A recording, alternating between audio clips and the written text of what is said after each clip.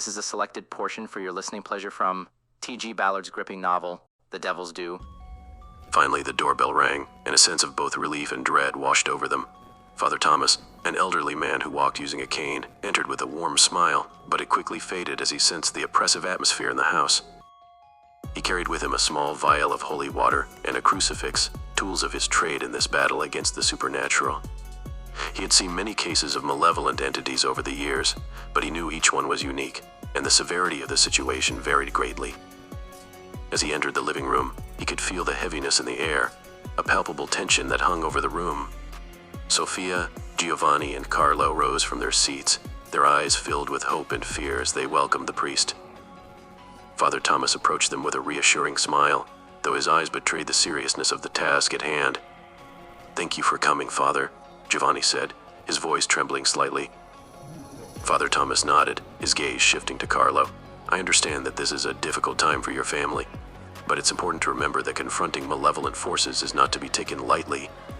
Before we proceed, I need to explain what usually happens when we challenge such entities."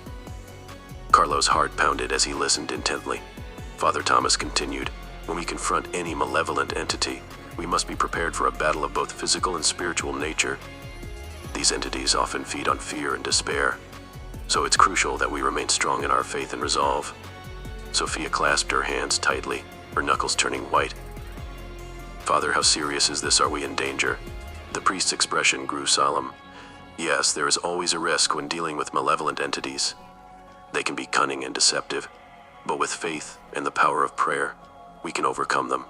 However, I must warn you that the process can be emotionally and mentally taxing. You will need to be strong and united as a family." Father Thomas continued, his eyes shifting between all three members of the family. "First, we will conduct a thorough blessing of your home to purify it and create a sacred space. Then, we will attempt to communicate with Nemo, identify its origins, and understand its intentions. If necessary, we will proceed with an exorcism, but only as a last resort." As Father Thomas began the blessing of the house, the family huddled together, their hands joined in prayer. They felt a glimmer of hope amidst the darkness that had enveloped their home. The road ahead was uncertain, and the battle against Nemo would be daunting, but with faith, determination, and the guidance of Father Thomas, they were ready to confront the malevolent entity that had plagued their lives. The priest wasted no time in getting to work. He began by sprinkling holy water throughout the house, reciting prayers in Latin that seemed to pierce the very air with their power. The air crackled with energy as he moved from room to room, banishing darkness and invoking divine protection. Carlo watched in awe as Father Thomas's actions seemed to push back the malevolent presence. The oppressive heaviness in the house began to lift, and the unsettling whispers faded into nothingness. Hope blossomed in his heart as he realized that perhaps Nemo could be defeated without the need for a full-blown exorcism.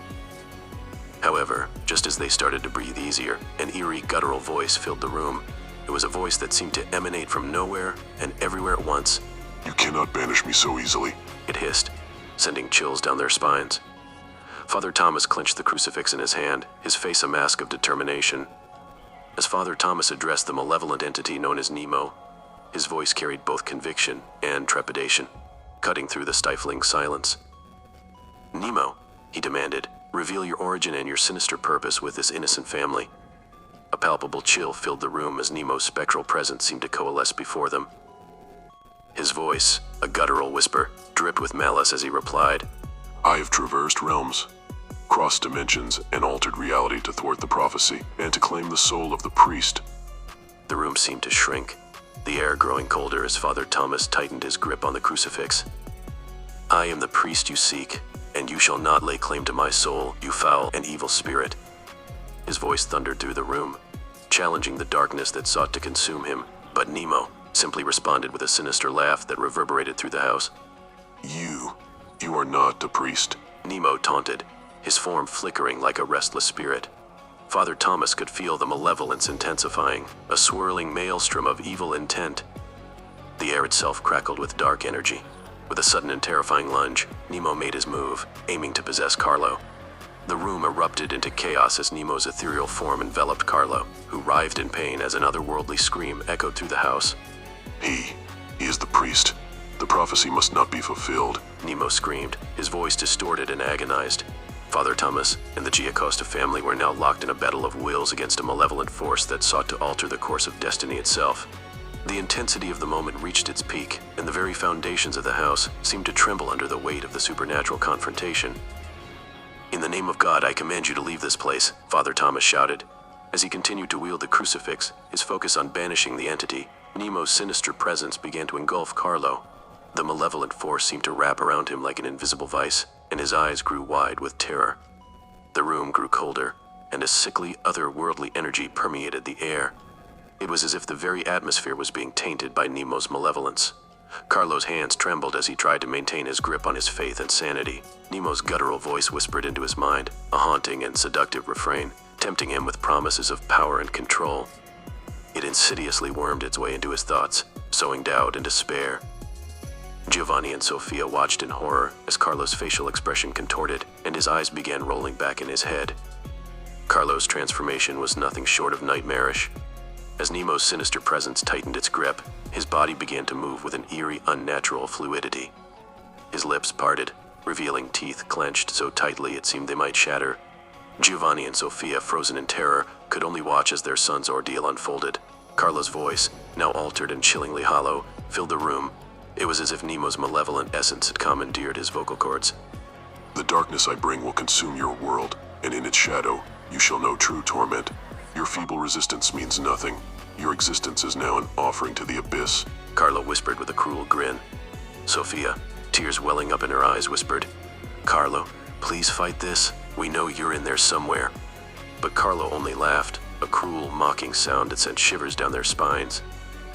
His body moved with a grotesque grace, contorting in ways that no human should. It was clear that Nemo's influence had taken hold of every fiber of his being. The room seemed to grow even colder, and the sickly energy that hung in the air intensified.